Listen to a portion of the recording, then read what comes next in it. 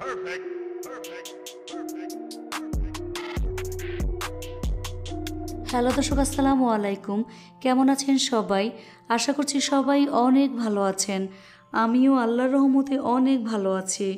আজ আবারও হাজির হয়ে গেলাম ভীষণ মজার একটি নাস্তার রেসিপি নিয়ে। আজকে আমি আপনাদের খাস্তা আলুর প্যাটিস তৈরি করে দেখাবো। এটা তৈরি করা একেবারেই সহজ। ঘরে থাকা খুব সামান্য উপকরণ দিয়ে এই প্যাটিস তৈরি করে নেওয়া যায়। এটা যে কেউ পছন্দ করবে আর মজা করে খেয়ে নেবে। একবার তৈরি করে খেলেই বুঝতে পারবেন এটা ঠিক কতটা মজার। তো চলুন রেসিপিটি দেখে নিচ্ছি। রেসিপিটি তৈরি করার জন্য প্রথমে একটি মিক্সিং বোলে 1 কাপ পরিমাণ ময়দা নিয়ে নিচ্ছি। ময়দার পরিবর্তে আটা ব্যবহার করা যাবে। দিয়ে দিচ্ছি 1 চা চামচ পরিমাণ চিনি। এখানে অবশ্যই চিনিটা ব্যবহার করবেন, এতে করে প্যাটিসের কালারটা সুন্দর আসবে। স্বাদ মতো লবণ দিয়ে দিচ্ছি। ময়দাটাকে ময়ান করার জন্য 4 চা চামচ পরিমাণ গলানো ঘি দিয়ে দিচ্ছি। আপনাদের হাতের কাছে যদি ঘি না থাকে সেক্ষেত্রে 2 টেবিল চামচ পরিমাণ সয়াবিন তেল দিয়ে দিবেন। এ পর্যায়ে অবশ্যই 1 চা চামচ পরিমাণ কালো জিরা দিয়ে দিবেন। ঘি ময়দার সাথে খুব ভালো করে মিশিয়ে নেব। হাত দিয়ে ডলে ডলে একটু বেশি সময় নিয়ে ঘি ময়দার সাথে ভালো করে মেখে নিতে হবে। এই কাজটা একটু সময় নিয়ে ধৈর্য ধরে করবেন, এতে করে প্যাটিসটা অনেক ভালো হবে। যখন দেখবেন হাত দিয়ে মুঠ করলে এরকম দলা পেকে যায়, তাহলে বুঝতে হবে মাখানোটা পারফেক্ট হয়েছে। এবার এর মধ্যে অল্প অল্প করে কুসুম গরম পানি অ্যাড করে সফট একটি ডো তৈরি করে নিতে হবে। পানিটা কিন্তু একবারে দেওয়া যাবে না, অল্প অল্প করে দিতে থাকবো আর মিশাতে থাকবো। প্রথমে কালো জিরা দিতে ভুলে গিয়েছিলাম, তাই এ পর্যায়ে 1 চা চামচ পরিমাণ কালো জিরা দিয়ে দিচ্ছি। কালো জিরা খুব ভালো করে মিশিয়ে নেব। এখন ডোটাকে একটু সময় নিয়ে মথে নেব, এতে করে প্যাটিস অনেক বেশি ক্রিস্পি হবে আর খেতেও অনেক ভালো লাগবে। মাখানো হয়ে গিয়েছে, এখন এটাকে বল করে নিচ্ছি।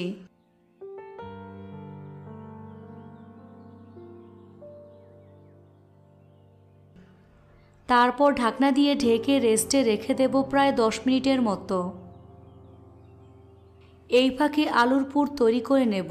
সেজন্য চুলে একটি ফ্রাই প্যান বসিয়ে 2 টেবিল চামচ পরিমাণ সয়াবিন তেল দিয়ে মিডিয়াম আঁচে গরম করে নিয়েছি। 1 চা চামচ পরিমাণ আস্ত জিরা দিয়ে দিচ্ছি। এখন জিরাটাকে 30 সেকেন্ড ভেজে নেব। এর মধ্যে 1 টেবিল চামচ পরিমাণ রসুন কুচি দিয়ে দিচ্ছি। 2টি কাঁচামরিচ কুচি দিয়ে দিচ্ছি। এবার সব কিছু 2 মিনিটের মতো ভেজে নেব।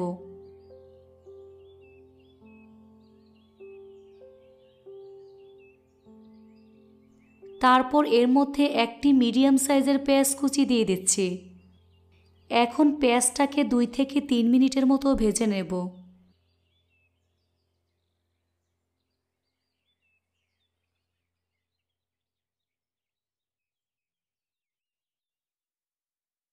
এর মধ্যে স্বাদ মতো লবণ দিয়ে দিচ্ছি। লবণ সব কিছুর সাথে ভালো করে মিশিয়ে নিচ্ছি।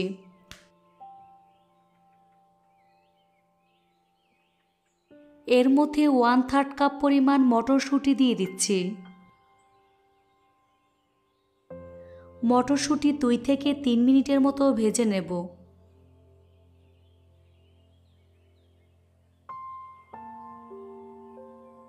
তারপর এর মধ্যে 2টি মিডিয়াম সাইজের সেদ্ধ আলু ম্যাশ করে দিয়ে দিচ্ছি। 1/4 চা চামচ পরিমাণ হলুদের গুঁড়া, 1/2 চা চামচ পরিমাণ লাল মরিচের গুঁড়া। সবগুলো উপকরণ ভালো করে মিশিয়ে নিচ্ছি।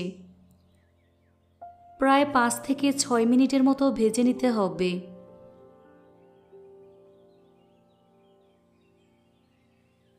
তারপর এর মধ্যে 2 টেবিল চামচ পরিমাণ ধনিয়া পাতা কুচি দিয়ে দিচ্ছি। ধনিয়া পাতা ভালো করে মিশিয়ে নেব।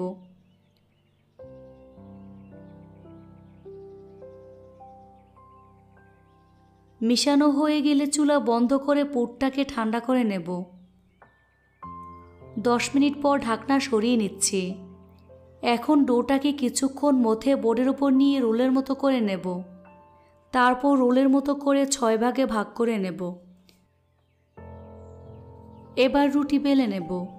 সেজন্য এখান থেকে একটি রেখে বাকিগুলোকে মিক্সিং বলে নিয়ে ঢেকে রাখব। প্রথমে লেচিটাকে এভাবে বল করে নিচ্ছি।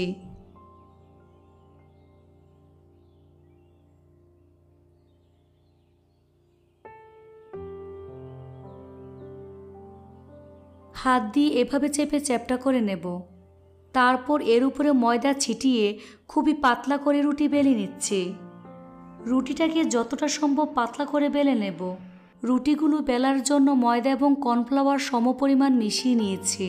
এতে করে রুটি পাতলা করে বেলতে সুবিধা হবে। রুটি বেলতে কোনো প্রকারের অসুবিধা হবে না। দেখুন কতটা পাতলা করে রুটি বেলে নিয়েছি। এতটাই পাতলা যে নিচ থেকে হাড়টা দেখা যাচ্ছে। রুটি যত বেশি পাতলা হবে প্যাটিস তত বেশি লেয়ার হবে। এভাবে সবগুলো রুটি পাতলা করে বেলে নিচ্ছি।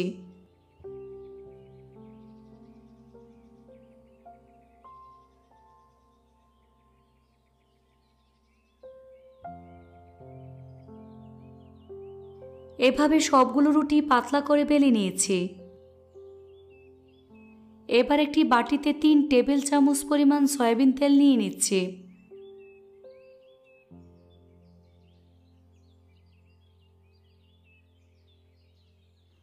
এর মধ্যে 3 চা চামচ পরিমাণ কর্নফ্লাওয়ার দিয়ে দিচ্ছি। কর্নফ্লাওয়ার খুব ভালো করে মিশিয়ে নিতে হবে। খুব ভালো করে মিশিয়ে একটি মিশ্রণ তৈরি করে নিতে হবে। এখানে অবশ্যই কর্নফ্লাওয়ার দিবেন, এতে করে প্যাটিস অনেক বেশি লেয়ার এবং খাস্তা হবে। হাতের কাছে কর্নফ্লাওয়ার না থাকলে সেক্ষেত্রে ময়দা ব্যবহার করা যাবে। তো আমার মিশ্রণটা রেডি হয়ে গিয়েছে। এর ঘনত্বটা একটু দেখিয়ে দিচ্ছি। বোর্ডের উপর সামান্য পরিমাণ ময়দা ছিটিয়ে একটি রুটি নিয়ে নিচ্ছি। কর্নফ্লাওয়ার ও তেল দিয়ে যে মিশ্রণ তৈরি করে রেখেছিলাম তা এর উপরে দিয়ে দিচ্ছি। সব দিক ভালো করে লাগিয়ে নিতে হবে।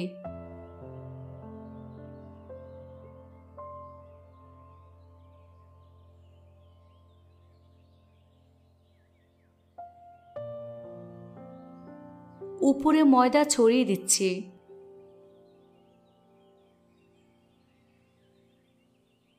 তারপর এর উপরে আরেকটি রুটি দিয়ে হাত দিয়ে চেপে সমান করে দিতে হবে। একইভাবে তৈরি করে রাখা কর্নফ্লাওয়ার ও তেলের মিশ্রণ লাগিয়ে নিচ্ছি।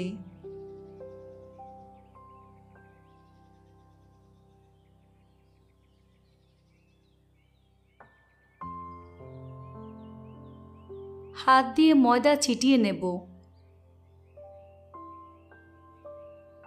হাত দিয়ে ময়দা মিশিয়ে নেব।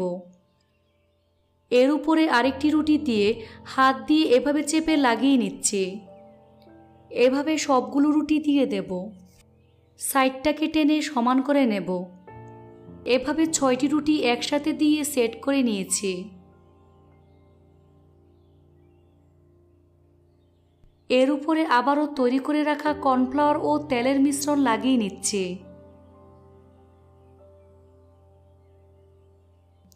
উপরে ময়দা ছড়িয়ে দিচ্ছি। ময়দাটাকে ভালো করে মিশিয়ে নিচ্ছি। এবার এটাকে রুলের মতো বানিয়ে নেব। এই রুলটাকে একটু চেপে চেপে টাইট করে নিতে হবে।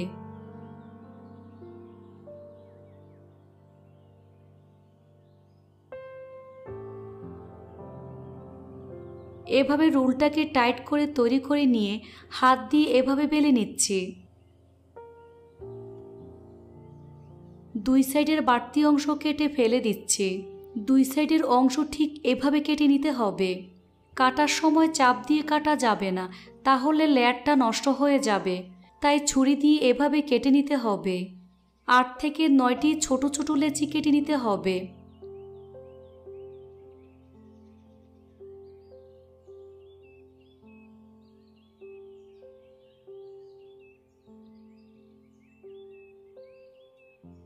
এবারে লেচিগুলোকে হাত দিয়ে এভাবে চেপে চ্যাপ্টা করে নেব। একইভাবে সবগুলো লেচি এভাবে চেপে চ্যাপ্টা করে নিতে হবে। এখান থেকে একটি লেচি নিয়ে এর উপরে ময়দা ছিটিয়ে রুটি বেলে নেব। একটু মোটা করে বেলে নেব। এই রুটিটা খুব বেশি পাতলা হবে না, আবার অনেক বেশি মোটাও হবে না।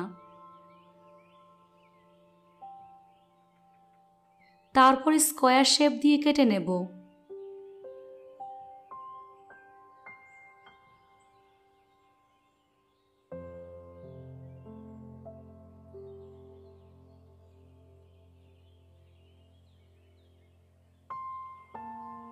এর মধ্যে তৈরি করে রাখা আলুর পুর দিয়ে দিচ্ছি। তারপর সাইডে পানি লাগিয়ে নিচ্ছি।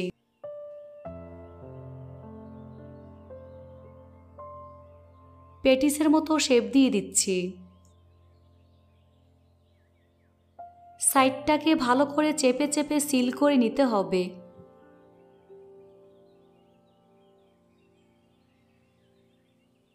একইভাবে সবগুলো তৈরি করে নিতে হবে। এখন পেটিসগুলোকে ভেজে নেব। সেজন্য চুলা একটি কড়াই বসিয়ে পরিমাণ মতো সয়াবিন তেল দিয়ে মিডিয়াম আঁচে গরম করে নিয়েছি। এখন এর মধ্যে একটি পেটিস দিয়ে দিচ্ছি। চুলার আঁচ লো মিডিয়ামের মাঝামাঝি রেখে পেটিসগুলোকে ভেজে নিতে হবে।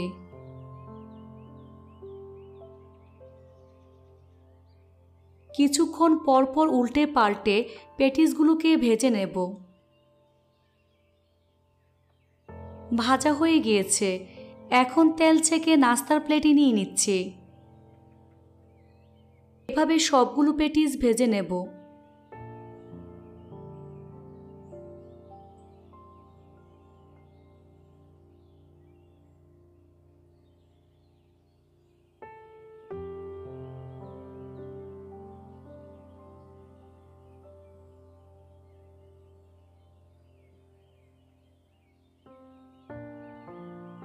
তো এভাবে সবগুলো পেটিস ভেজে নিয়েছি। দেখুন কতটা লেয়ার হয়েছে। দেখতে মাশাআল্লাহ কতটা সুন্দর হয়েছে। খেতেও কিন্তু ভীষণ মজার হয়েছে। এই পেটিস যে কেউ পছন্দ করবে আর মজা করে খেয়ে নেবে আর মজা করে খাবে। রেসিপিটি ভালো লাগলে অবশ্যই একটি লাইক দিবেন। চ্যানেলটি সাবস্ক্রাইব করার অনুরোধ রইল।